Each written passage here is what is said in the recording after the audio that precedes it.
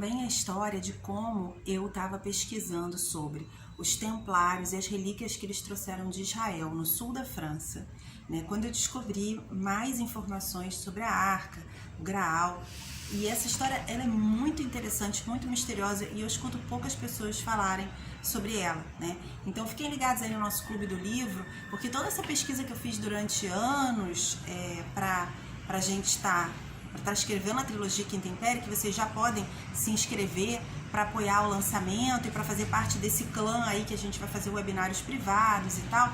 Eu vou estar compartilhando um pouco dessa pesquisa, que a gente vai fazer leituras através do Clube do Livro, tanto de livros de ficção quanto livros de não ficção que tem a ver com o canal, né? Então, o que eu descobri pesquisando os templários? Primeiro, que o conde 13º templário, que era um templário misterioso, era o conde de Champagne. O conde de Champagne tinha como vassalo Hugues de Payens, que vem a ser o primeiro templário, né? Aquele que tem a ideia dos templários na história, na lenda.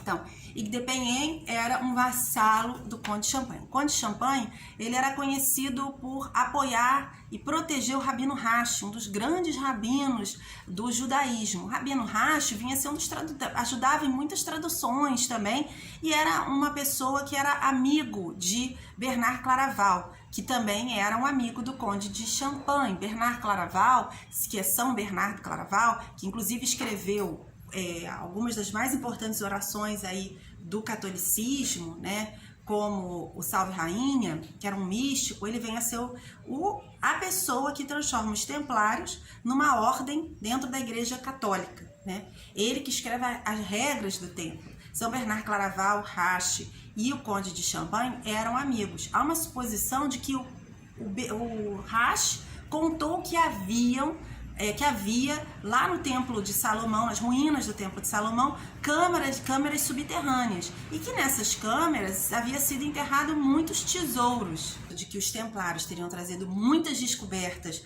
do Templo de Salomão quando eles voltam, se tornando inclusive rapidamente uma das ordens mais ricas da igreja, né? É que a gente sabe que é possível que eles tenham trazido relíquias, e há algumas ideias de que essas relíquias podem estar em lugares associados aos templários. Ela pode estar em Roslin. O problema é que Roslin já foi tão virada de cabeça para baixo que realmente só se for uma questão de escavação, se for lá debaixo de Roslin, né?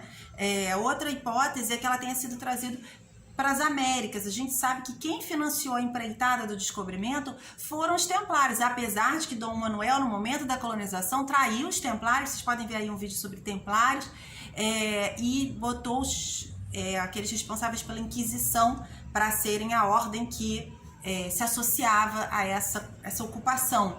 Ideologicamente, inclusive, isso foi muito negativo, porque no Brasil houve muita Inquisição contra os judeus, né? Por causa os templários tinham uma espiritualidade mais ecumênica, e enquanto a Inquisição perseguia outras religiões e também movimentos dentro da própria igreja, como os festeiros do divino. Então, as bandeiras do Pedro Álvares Cabral, quando chega aqui, são bandeiras ligadas à Ordem de Cristo. Há uma hipótese de que eles teriam inclusive achado mapas no Templo de Salomão para chegar no Brasil. Então, gente, tem a suposição de que, assim como a Ordem de Cristo ajudou talvez hipoteticamente houvessem mapas, tem um vídeo aqui sobre isso, para que Salomão chegasse ao Brasil junto aos fenícios com mapas que seriam dos navegadores fenícios, e que esses mapas estariam lá, e que a Ordem de Cristo, que seriam os templários que fugiram para Portugal, teriam levado esses mapas e por isso teriam ajudado eles a chegarem ao Brasil, né? E que essas relíquias como a Arca da Aliança, o Graal, poderiam estar escondidas na América. Mas vamos falar de duas hipóteses mais atuais. A da possibilidade de estar em Aksum, na Etiópia, ou a mais perigosa, de estar debaixo da mesquita no Monte do Templo, em Israel. A Etiópia é conhecida e nada melhor do que esconder algo num lugar à vista de todo mundo. Ninguém desconfia. Na Igreja Nossa Senhora de Sião, disse que a arca que está ali é a Arca da Aliança. Inclusive, os padres que tomam conta dessa arca, não é qualquer padre, eles tomam conta da arca a vida inteira, e eles têm toda uma série de lendas em torno desses padres que tomam conta dessas arcas. Recentemente aconteceu uma coisa bem triste, que as pessoas as brigas internas lá fizeram que um exército descesse em Aksum e matasse centenas de pessoas que estavam assistindo a missa na Igreja Nossa Senhora de Sião. Inclusive isso foi divulgado pela Unicef e outras redes e não ficou bem claro se eles teriam tirado a arca de Aksum ou se teriam mantido a arca em Aksum, mas que houve lá as pessoas começaram a ser mortas, eles invadiram a cidade, as pessoas que saíram da igreja e eles entraram também dentro da igreja, então isso foi divulgado, foi noticiado e a gente ficamos sem saber se essa arca ainda existe, ainda está lá.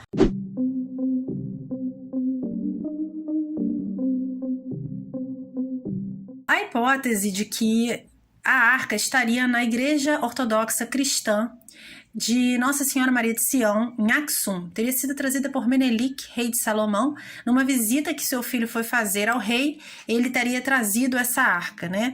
O rei teria escondido lá e mais tarde ela ficou protegida por essa igreja, né? A cidade de Aksum é um patrimônio da humanidade, um patrimônio da Unesco, e ela é comparada, inclusive, é considerada a Roma da África, né? É como se fosse uma cidade que é um centro histórico de catolicismo, no caso do catolicismo ortodoxo, né? A Torá diz que houveram duas arcas, uma construída por Moisés, descendo do Monte Sinai, e outra foi Bezalel quem fez com uma orientação divina para construí-la. Será que uma dessas estaria na Etiópia, né? Recentemente aconteceu um massacre nessa igreja onde a arca está escondida, não é possível visitar a arca, os padres que cuidam dessa arca normalmente não é toda a congregação, são um ou dois padres designados a fazer isso.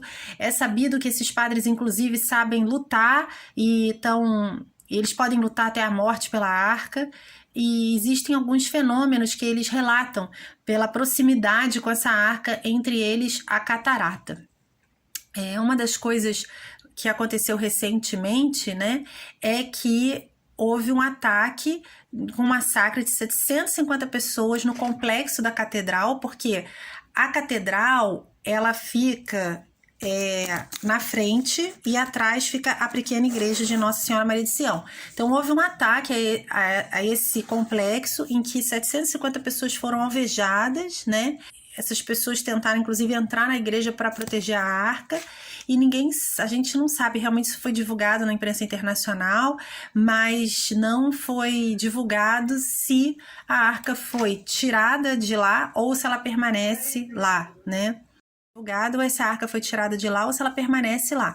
Inclusive, um dos relatos que eu encontrei dizia o seguinte, que as pessoas estavam preocupadas com a arca e quando eles viram as tropas se aproximarem, eles correram para a igreja, mas as pessoas que estavam dentro da catedral foram forçadas a saírem da catedral e que houve um verdadeiro massacre pelas tropas, pela milícia. Essa tropa é uma tropa federal, né? Mas chama Amhara Milícia. É muito importante também a gente falar que existe outro lugar em que se supõe que esteja essa arca, o lugar mais perigoso para nós, né, que é a crença de que ela estaria no monte do templo, né, no local onde supostamente haveria o templo de Salomão em Jerusalém. E hoje existe um santuário islâmico, né? Em 1981, uma pequena equipe israelense teria cavado um túnel nesse lugar. O responsável por essa escavação seria o rabino Yehuda Getz, um rabino muito respeitado, que era também responsável pelo Muro das Lamentações. Em julho de 81, um repórter da rádio israelense anuncia em seu programa noturno que 2 rabinos tinham encontrado a Arca da Aliança e que ele era testemunha do ocorrido. A escavação clandestina desse grupo de judeus ortodoxos, né, criou um túnel lateral ao Muro das Lamentações que levaria eles ao lugar do Santíssimo do Templo. Lembrando que eu vou falar daqui a pouco sobre a escavação dos templários no Santíssimo do Templo. E embaixo desse Santíssimo estariam escondidas as tábuas da lei e outros artefatos originais. Os templários também acreditavam nisso e eu já vou explicar como foi um rabino que informou os templários sobre isso, um rabino que morava na Europa. Hoje, esse local do Domo da Rocha da Mesquita de Al-Aqsa é uma região que pertence e que é protegida pelos muçulmanos, né? E a reação foi de luta armada, inclusive contra os judeus, causando a morte de 6 estudantes. O rabino Getz, que liderava as escavações, cedeu a um acordo político, né, para que acabasse a revolta, né? O túnel, quando ele morreu, foi parcialmente aberto ao público como atração turística, mas eles não chegaram a apresentar nada de concreto. Se eles realmente acharam, eles esconderam isso. Os caçadores da Arca Perdida, por exemplo, levanta a possibilidade da Arca estar no Egito, né? Muitas vezes o cinema é usado para divulgar informações que são escondidas do público, mas eu acho muito improvável que esteja no Egito. Já por outro lado, a gente fica se perguntando por que historiadores e arqueólogos nunca examinaram essa arca, já que está num lugar acessível. Acontece que a Igreja Ortodoxa não permite. Então, gente, resumindo aqui, aonde está a arca? Há 3 hipóteses principais e a gente não sabe se nenhuma delas é verdadeira. A primeira é de que os templários, né, quando eles vão a primeira vez para Israel, eles teriam informações que viriam do Rabino Rash, de que existia uma câmara secreta no templo e que se eles escavassem, eles poderiam encontrar essa Arca da Aliança e outros bens. Por quê? Porque ainda hoje existe a tese de algumas pessoas em Israel acreditam que quando os babilônios destruíram o primeiro templo, em 500 e pouco antes de Cristo, que essa arca teria sido escondida debaixo do templo para que ela não fosse levada para a Babilônia e não fosse destruída. Então, que ela poderia sim ter sido levada pelos templários. Se ela foi levada pelos templários, a gente tem uma teoria que aconteceu na Idade Média, de que lá pelo século entre 8 e 11 foi levada para a Etiópia. Existem pelo menos 3 igrejas na Etiópia que eu sei que dizem que tem a arca, já vi alguns documentários sobre isso. E quando eles dizem, mas por que você garante que a arca está aqui, o outro também que atravessa o Nilo, chega lá, atravessa o Nilo Azul, chega numa ilha, garante que a arca está lá, e a gente viu aqui algumas imagens de Santa Maria de Zion, né? Nossa Senhora de Sião, a igreja ortodoxa que alega que está lá a arca, ninguém pode ver, ninguém pode entrar. E isso é uma farsa? Eles dizem que não, que eles precisam dizer que está em vários lugares para que as pessoas nunca saibam de verdade aonde está. Né, e que isso poderia ter sido levado pelos templários para ser escondido ali na Etiópia. Outra corrente diz que não, diz que o filho de Salomão, Menelik, com a rainha de Sabá, teria ido visitar o pai e teria trazido a arca para ficar escondida lá na Etiópia. E existe essa teoria, que seria uma terceira teoria, que eu já falei aqui, a de que quando o segundo templo foi destruído, a arca foi escondida debaixo do templo e que ela estaria até hoje lá escondida. Se vocês sabem mais alguma hipótese, deixem aí nos comentários.